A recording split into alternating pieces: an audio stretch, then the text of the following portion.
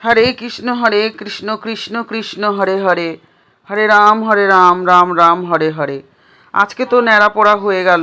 আগামীকাল আমাদের পবিত্র দোল। এই দোল পূর্ণিমায় কি কি টোটকা মানলে আপনাদের ভাগ্য পরিবর্তন হবে।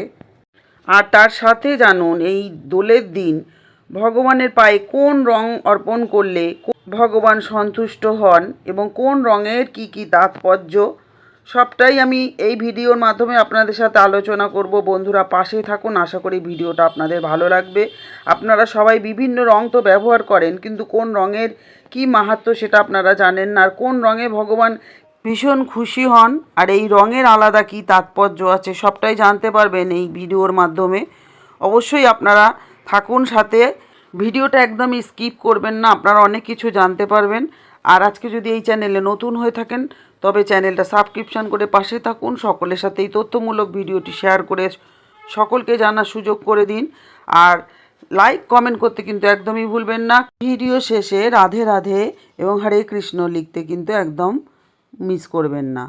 তো আসুন আজকে আমরা বিস্তারিত জানি এই রঙের কি কি তাৎপর্য, আলাদা আলাদা রঙের, আর এ দিনের বিশেষ টোটকা।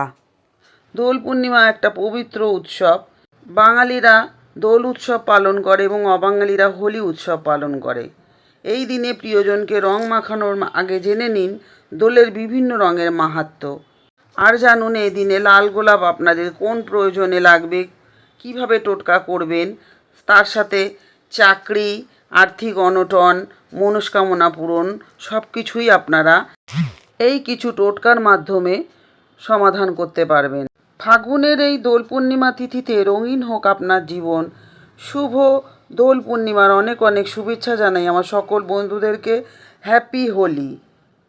সমস্ত দ্বিধাদ্বন্দ্ব কাটিয়ে সব দুঃখ ভুলে এই দিন নিজের পছন্দ মতো রং শ্রীকৃষ্ণের চরণে অর্পণ করে শুরু করবেন রং খেলা। তবে তার আগে জেনে নিন দোলের বিভিন্ন রঙের মাহাত্ম্য। অর্থের জন্য গোলাপি রং বেশি পরিমাণে ব্যবহার করুন। তাছাড়া গোলাপি রং মনের শক্তি বাড়ায়। এই রং প্রেম গাঢ় করতেও সাহায্য করে। স্বাস্থ্য ঠিক রাখার জন্য লাল রং ব্যবহার করুন। লাল রং দিয়ে দোল খেললে মঙ্গলের কৃপা পাওয়া যায়। এই রং মনকে শান্ত করে। শিক্ষার জন্য ব্যবহার করুন হলুদ রং। আর আপনারা মোটামুটি জানেন যে শ্রীকৃষ্ণের প্রিয় রং হচ্ছে এই হলুদ রং। এটা হচ্ছে আনন্দ এবং জ্ঞানের প্রতীক। সৌন্দর্য এবং আধ্যাত্মিকতার দিক থেকেও কিন্তু হলুদ রং ভীষণই শুভ। প্রেমিক প্রেমিকারা এই রঙে দোল খেলতে পারেন।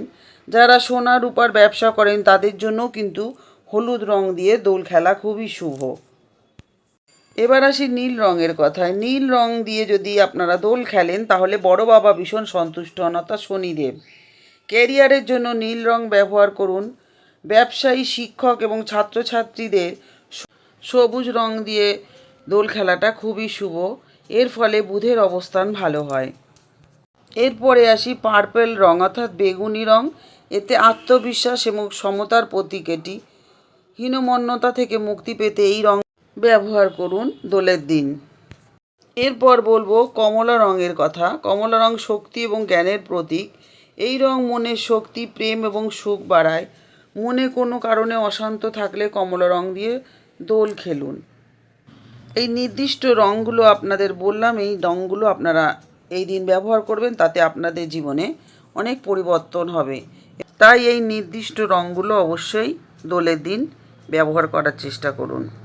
আর পবিত্র দোলের দিন সঙ্গে করুন অব্যর্থ এই সব টোটকা। সেক্ষেত্রে প্রথমেই বলবো ধন সম্পত্তি বাড়াতে কি করবেন এই দিন। দোলের দিন যদি দরিদ্র মানুষকে কিছু দান করা যায় তাহলে কিন্তু সম্পত্তির পরিমাণ উত্তর বাড়তে পারে। এর ফলে স্বাস্থ্য, সম্পত্তি এবং শান্তি এবং সমৃদ্ধি বৃদ্ধি পাবে। রোগ মুক্তির জন্য একটা টোটকা আপনাদেরকে বলি।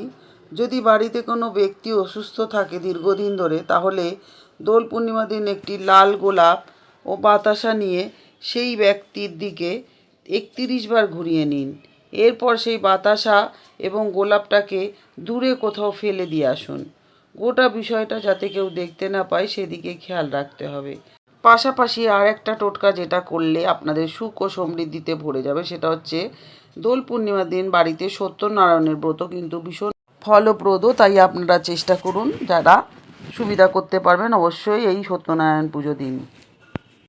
বাড়ির নেগেটিভ এনার্জি দূর করতে গেলে দোল পূর্ণিমার দিন একটু হলুদ, গঙ্গাজল এবং দুধ একসঙ্গে মিশিয়ে বাড়ির সদর দরজার সামনে ওম এবং স্বস্তিক চিহ্ন আঁকুন। এর ফলে পজিটিভ এনার্জি প্রবেশ করবে ঘরে। আর এই দিন রাতে অবশ্যই চন্দ্র দর্শন করুন। চাঁদের দিকে বেশ কিছুক্ষণ একটানা তাকিয়ে থাকা খুবই মঙ্গলজনক এই দিন। আর আমের পল্লব দিয়ে আপনারা দুয়ারটা সাজাতে পারেন। আর বিশেষ করে এই দিন আপনারা নিরামিষ কিন্তু অবশ্যই খাবেন। আর সব থেকে যেটা ইম্পর্টেন্ট কাজ সেটা হচ্ছে অবশ্যই সকাল সকাল ঘুম থেকে উঠুন। আর বাড়িতে যে নিত্য পুজো আছে স্নান করে সেটা সেরে নিন। তারপর বাড়িতে সমস্ত ঠাকুরের চরণে আবির অর্পণ করুন। বাড়ির গোপালকে কোনো হলুদ রঙের মিষ্টি অর্পণ করুন। এছাড়াও গোপালকে পায়েস ভোগও দিতে পারেন মনে করলে। আর অবশ্যই তার মধ্যে তুলসী পাতা দিতে কিন্তু ভুলবেন না। আর দোলের দিন একটা পাত্রে অবশ্যই গঙ্গা জল নিয়ে তাতে কয়েকটা তুলসী পাতা দিয়ে সারা বাড়িতে সেই জলটা ছিটিয়ে দিন। এতে বাড়ির পজিটিভ শক্তি বাড়বে। আর এই দিন বাড়িতে থাকা শ্রীকৃষ্ণের চরণে 5টি তুলসী পাতায় আবির মাখিয়ে অর্পণ করুন। এরপর পুজো শেষে সেই তুলসী পাতাগুলোকে একটা লাল কাপড়ে মুড়ে টাকা যেখানে রাখেন সেই জায়গায় রেখে দিন। আর আপনাদের আবারও বলবো যে এই দিন কিন্তু চেষ্টা করবেন আমিষ খাওয়ার বর্জন করতে। আর দরিদ্র সেবা করবেন। আর অবশ্যই বাড়িতে যদি এই দিন কোনো আত্মীয় স্বজন বা কোনো বন্ধুবান্ধব কেউ আসে একটু কিছু খাইয়ে দেবেন। মিষ্টি হলে মিষ্টি খাওয়াতে পারেন, যদি খাবার খাওয়াতে চান খাবারও খাওয়াতে পারেন। যাই হোক, ফেরাবেন না খালি মুখে তাকে। আর দোলের দিন চেষ্টা করবেন কোনো তেতো খাবার যাতে না খাওয়া হয়, কারণ তেতো খেতে নেই শুভ দিনে। আর দোলের দিন সকাল সন্ধেবেলা ঠাকুরের সামনে অবশ্যই একটা প্রদীপ জ্বালাবেন। আর সেই প্রদীপটা হবে ঘিয়ের।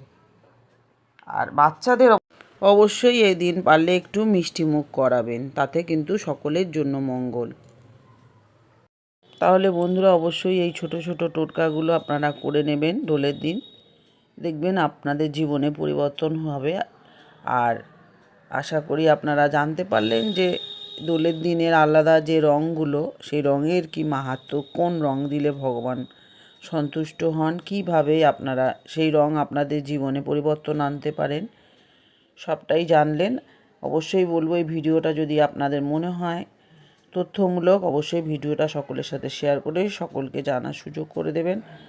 আর একটাই কথা বলবো, এরকমভাবে পাশে থাকুন। আর বলবো এতক্ষণ আমার সাথে থাকার জন্য আপনাদেরকে অসংখ্য ধন্যবাদ। সবাই সুস্থ থাকুন, ভালো থাকুন, আনন্দে থাকুন। শ্রীকৃষ্ণ সকলের মঙ্গল করুক। সকলের দোল উৎসব খুব যেন ভালো কাটুক, এটাই শ্রীকৃষ্ণের কাছে কামনা করি। সবাই আত্মীয় পরিজন নিয়ে সুন্দর করে ভালোভাবে দোল খেলুন। আর একটা কথা বলবো, অবশ্যই এই রাস্তায় যে ডগি আর বেড়ালগুলো ঘুরে বেড়ায় তাদের গায়ে কিন্তু একদম রং দেবেন না। তাদের কিন্তু ধোয়ার কোনো ব্যবস্থা থাকে না, তাই তারা কষ্ট পায়, চোখে চোখে চলে যেতে পারে, কানের ভেতর চলে যেতে পারে। এটা আপনাদেরকে আমি সবসময় বলি, প্রতি বছরই বলি, এবারও আমি বলবো ওদের বাঁচিয়ে এই হোলি খেলা খেলুন, কারণ ওরা অবলা, ওরা বোঝে না। আর অবশ্যই সাবধানে থাকুন, সাবধানে খেলুন, আনন্দ করুন। আর আজকে আসি, আবার দেখা হবে নতুন আরেকটা ভিডিও নিয়ে। হ্যাপি হোলি। সকলের জীবন যেন আবিরের রঙের মতো রঙিন হয়ে ওঠে।